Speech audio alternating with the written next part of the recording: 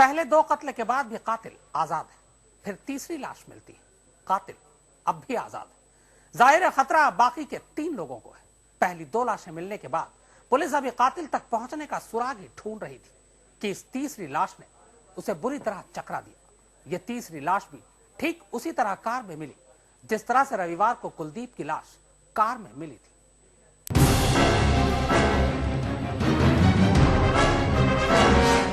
इस इलाके ने सिर्फ 2 दिन पहले 2 घंटे के अंदर 2 लाशें देखी थी। पूरा मोहल्ला सन्न था। कातिल और कत्ल की वजह को लेकर तमाम बातें हो रही थी और पुलिस के साथ साथ इलाके के लोग भी कातिल का सच जानने को बेताब थे। लेकिन अभी इस दोहरे कत्ल की गुत्थी सुलझ पाती उससे पहले ही एक तीसरी लाश ने सामने आकर पूरे अशोक विहार को दहला दिया।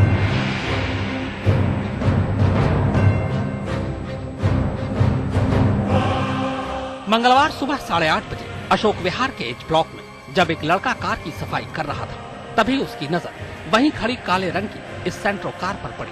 कार के नजदीक जाने पर उसने महसूस किया कि कार के अंदर से बदबू आ रही है। शक होने पर जब उसने कार को गौर से देखा तो दरवाजे के नीचे से उसे खून रिश्ता नजर आया। बस इसी के बाद उसने फौरन शोर मचा दिया।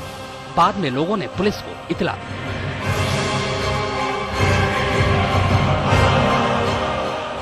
मौके पर पहुंचने के बाद पुलिस ने जब कार का दरवाजा तोड़ा तो वहां मौजूद हर कोई सन्न था।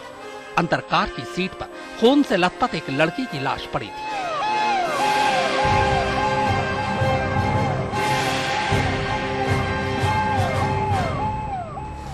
लाश की हालत देखकर पहली नजर में पता चल गया कि कत्ल कम से कम 2 दिन पहले हुआ है, क्योंकि लाश से बदबू आनी शुरू हो गई थी।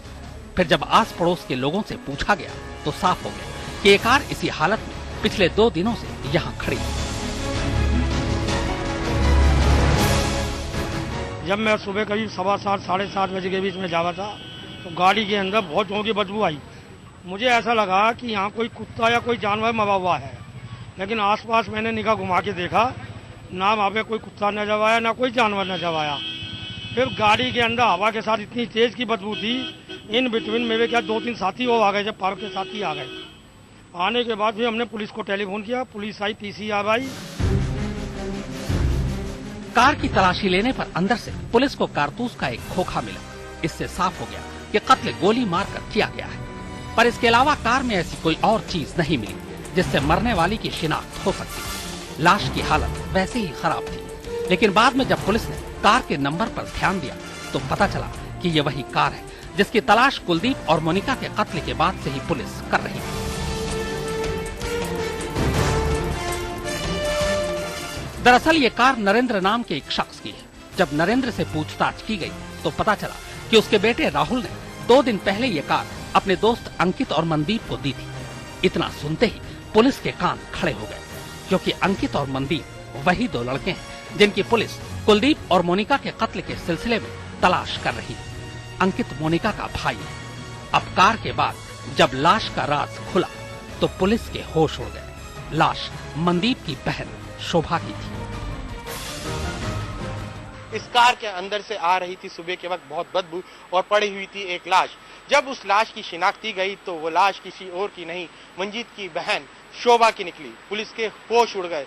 मंजीत वही शख्स है जिसकी तलाश पुलिस कुलदीप और मोनिका के कत्ल में कर रही है।